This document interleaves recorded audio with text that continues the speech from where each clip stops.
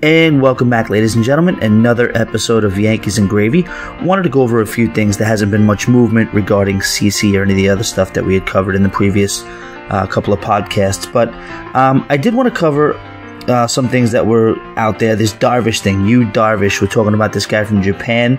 I don't know what you guys think about it, but I will weigh in on that. What I'm going to say is we need to be very, very, very careful. I don't say that we don't do it. I don't say that, all right, you know what, we have to, based on past experiences, it would be kind of silly to miss out on an opportunity because of a knee-jerk reaction, because we just don't think we've had good luck with pitches from Japan. But what I will say is that we definitely have to do our homework, and I know we've had scouts there. I think every Major League Baseball team has had scouts in Japan watching this guy for the past year at least. You got to do your homework. What are the pitfalls in the past of bringing the Japanese pitchers over here?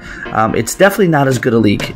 Definitely what I heard someone say is that it's somewhere between Major League. It's a lot closer to the AAA level than it is the Major League Baseball level. So that doesn't mean he can't have success at the Major League level, but just don't assume since he's done it in Japan, he's going to do it here. We also know that the strike zone is a lot bigger in Japan, and I think that's what they said was the issue with Kei Igawa. A lot of the calls that he would get, he wouldn't get here, and he had the ball up a lot, and he was able to kind of, keep his pitches up, and they would call those strikes in Japan, and he wouldn't get those calls here. So people were able to lay off a little bit more and sit on the pitch when kind of Kei had to come down into their wheelhouse, and it was just an adjustment he just wasn't able to make. So that's something you have to be careful of. I will say it doesn't look good, you know what I mean? Every Japanese pitcher that comes over, they seem to realize a heavy amount of success in the beginning. You're talking about Daisuke, you're talking about Nomo. A lot of these guys come in and then they kind of get figured out. And once they get figured out, it doesn't seem like they can readjust. So that's a couple of things that I would worry about with the bringing everybody in from Japan or anything like that. Plus, like I said, we have had, it would be very embarrassing for Cashman to sign this guy, have him be a bust, and basically have to, explain himself for making another bad move going overseas. It's probably going to be an expensive deal too. It's going to be tough. So overall, I tend to lean towards not bringing him over. But if we are going to do it, absolutely have to do our homework. We have to be 100% sure, bring your good baseball people in, be aware of the previous pitfalls, and make sure we're doing the right thing. On a bitter note, watching this World Series here and there, I always tell myself I'm not going to watch the World Series, and I usually don't once the Yankees are eliminated because it's just too much of a bitter pill to swallow. But for some reason, I'm watching this one. It's on at work and stuff like that, so I end up checking it out. Pujols, huh? Are you kidding me? How sick does that make you feel? Watching this guy do everything that guys like A-Rod are supposed to be doing. Talk about not disappointing. 4 for 5. What was it? What did he do? No, actually, he was 5 for 6. 5 RBIs, 3 home runs. That's how you do it. Is that too much to ask? I don't know. How about 1 home run? How about 2 for 5? How about not striking out after strikeouts after strikeouts? This guy is just a monster, and the man's a free agent, and he is making himself some serious money with every at bat that passes for him in this series. And you just wish you can kind of get some of that out of A-Rod. You can't, like I said, in 09, A-Rod did his thing, but what has he done for us lately? Talking about the drinking beer stuff, I don't know. What are you going to say? There's that whole big thing about losing the clubhouse, and Francona lost them because they're drinking beer in the dugout's crazy. I didn't know that was going on. I thought it was just a matter of them in their off days in the clubhouse when they're not pitching, drinking a little bit, watching the game in the clubhouse. I don't know. I really don't know the dynamic of Major League Baseball players when they're in the dugout. I don't know if they're all required to sit in the dugout the whole time.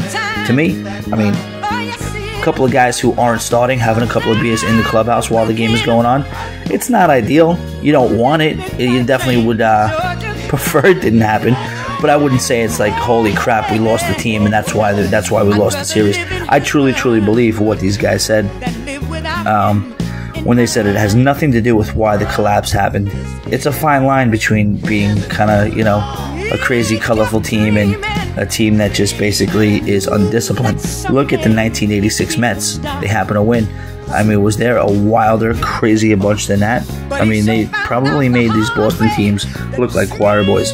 Somebody was saying, I read an article where they were saying Clemens and Giambi drank beer in the clubhouse, did the same thing. I mean, I think that just happens, guys.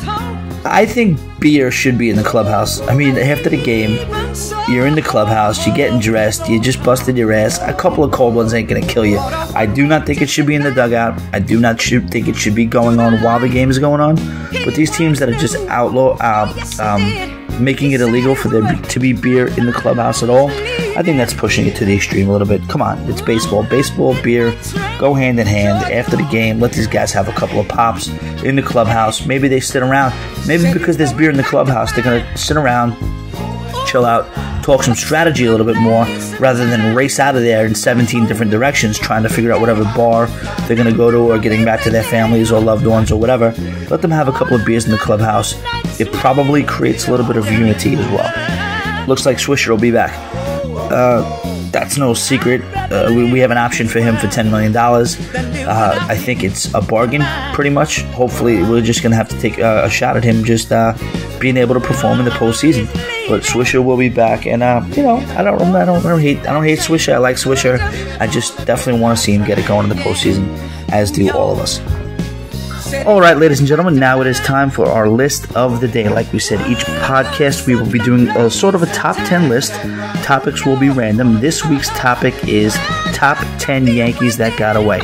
Yankees that were prospects of ours, whether we got them through the draft or whether we acquired them through a trade, but they were in our minor league system and we let them get away. Not saying this was bad or good deals, but quite simply, these are just guys who just got away and had a very, very long, prosperous, and good, solid careers for other teams, but they were once ours.